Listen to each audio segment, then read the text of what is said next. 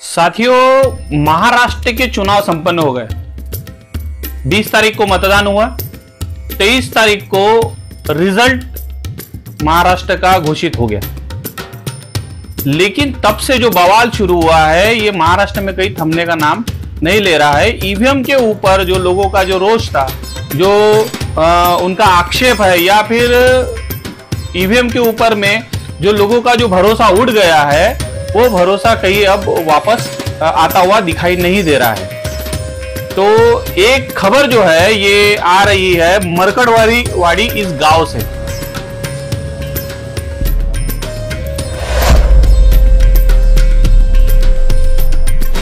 साथियों, जैसा कि हमने कहा कि मरकड़वाड़ी नाम का जो गांव है ये 554 नंबर का जो विधायकी का क्षेत्र है, इस क्षेत्र से यह खबर आ रही है कि मरकड़वाड़ी के जो लोग हैं उन ग्रामीणों ने एक कुछ दिनों पहले एक ठराव पास किया और उस ठराव के अंतर्गत उन्होंने जो इलेक्शन जो हुए थे उस इलेक्शन को फिर से करने का उन्होंने निर्णय लिया। इसलिए उन्होंने ग्राम सभा बैठाकर ग्राम सभा के जरिए एक निर्णय पास किया और इस निर्णय के जरिए वो गांव में बैलेट पेपर से फिर से चुनाव करने जा रहे थे।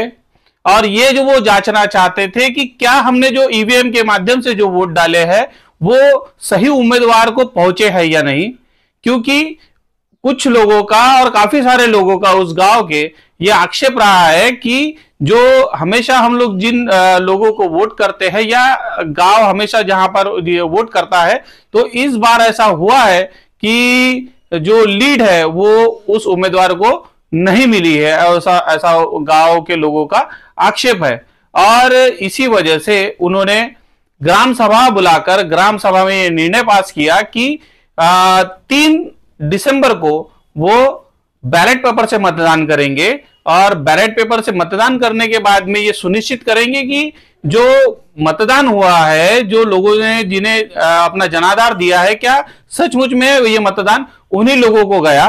तो जैसा कि ये जानकारी जब स्थानीय प्रशासन को पता चली तो स्थानीय प्रशासन ने वहां पर में धारा 144 जैसी धाराएं लगाकर और वहां के लोगों को रोकने का प्रयास किया। कई लोगों का कहना है कि वहां पर उन्हें नोटिस दिए गए हैं, जो वहां के जो स्थानीय लोग हैं जो इस चुनाव में भाग लेना चाहते थे उन्हें नोटिस भी दिए गए हैं, नोटिस जारी हुए हैं।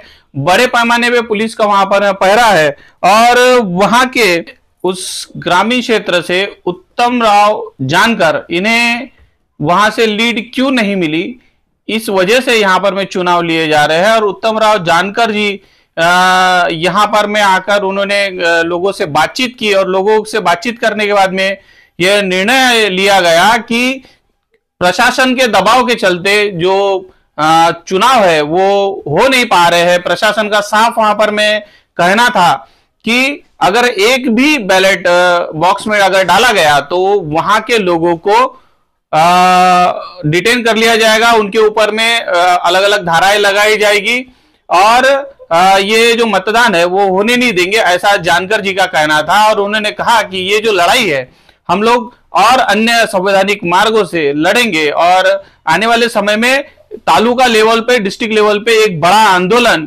करने की जो चेतावनी है वहां से उन्होंने दी है।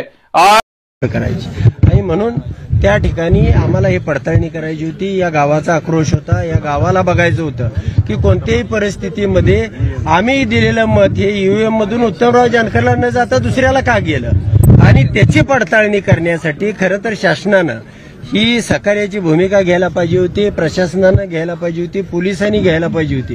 परंतु प्रांताने जमावबंदीचे आदेश काढले, तहसीलदारने ही निवडणूक प्रक्रिया घेता येणार नाही अशा पद्धतीचे आदेश काढले आणि पोलिसांनी या ठिकाणी तुमचं साहित्य सगळं तुम्ही एक मत टाका, तुम्ही मत टाकल्याबरोबर आम्ही तुमचं साहित्य घेऊन जाणार आणि त्या ठिकाणी नक्कीच सरकार घाबरते की ही प्रक्रिया होऊ देत नाही आणि मग तुम्हाला न्याय मागायचा कसा, ही साधी प्रक्रिया होती आणि या साध्या प्रक्रियेतनं तुम्हाला सगळे उमेदवार महाराष्ट्रातले असतील, सरकार असेल, ते सगळ्याच्या पुढे चित्र जाणार होतं। तुम्ही सगळ्या चॅनलची मीडिया या ठिकाणी तुमच्या समक्ष लाईव्ह पद्धतीनं मतदान होणार होतं आणि प्रशासनानं जर हे मतदान करू दिलं असतं तर हे चित्र महाराष्ट्राच्या समोर यावं यासाठी मी रात्र झोपून या ठिकाणी ह्या लोकांना आधार देण्यासाठी, या लोकांना एक विश्वास देण्यासाठी मी रात्रभर या चटईवरती झोपलो होतो.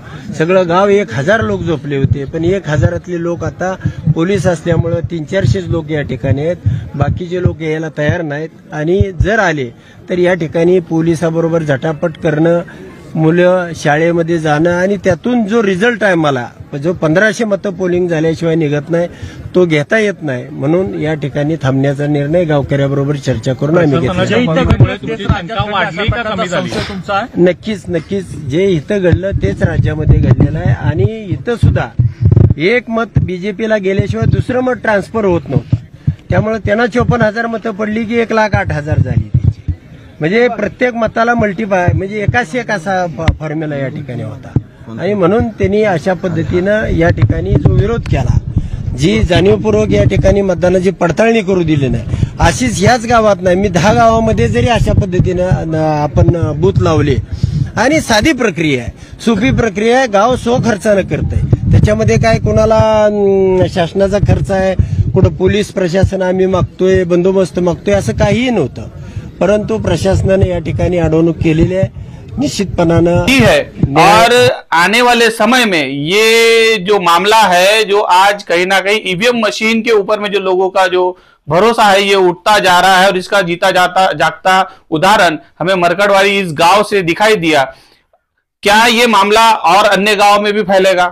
क्या इस मामले में जो सरकार है, प्रशासन है, वो क्यों नहीं चाहता कि दूध का दूध और पानी का पानी हो जाए? क्या इसके पीछे तथ्य है, साक्ष्य है? और आने वाले समय में इस बारे में और क्या रुख होता है, इस देश का जो गुस्सा ईवीएम पे बढ़ता जा रहा है, ये जो गुस्सा है ये कौन सा रूप लेगा, ये तो आने वाला वक्त बताएगा. आपको क्या लगता है ईवीएम से जो चुनाव हो रहे हैं वो सही है या गलत है? ईवीएम रहनी चाहिए या बैलेट पेपर रहना चाहिए? आप हमें कमेंट्स करके जरूर बताइए और हमारे चैनल को ज्यादा से ज्यादा लाइक कीजिए, शेयर कीजिए, सब्सक्राइब कीजिए. धन्यवाद.